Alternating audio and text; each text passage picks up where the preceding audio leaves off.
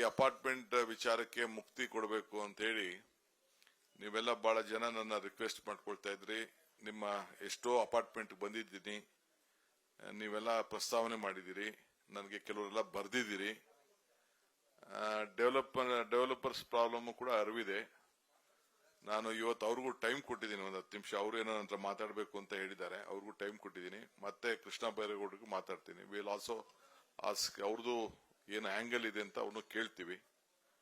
But we are very firm.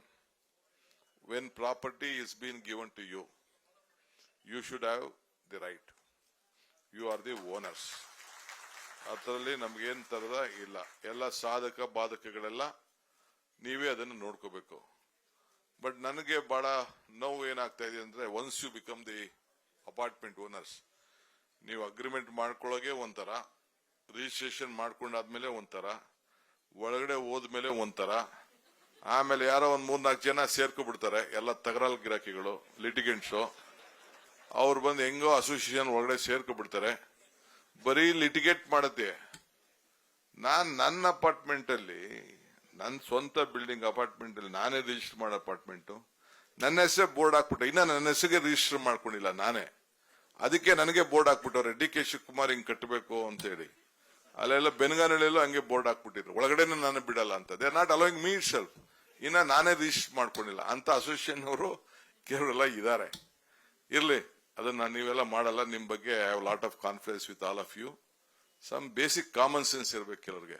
Last time ಯಾರೋ ನಮ್ಮ ಹುಡುಗ ಹೇಳ್ತಿದ್ನಲ್ಲ, ನೀವೇನಾರು ಇದನ್ನ ಮಾಡ್ಲಿಲ್ಲ ಅಂತಂದ್ರೆ ನೆಕ್ಸ್ಟ್ ಎಲೆಕ್ಷನ್ ನಿಮ್ಗೆ ಬುದ್ಧಿ ಕಲಿಸ್ಬಿಡ್ತೀವಿ ಅಂತ ಹೇಳ್ತಾರೆ.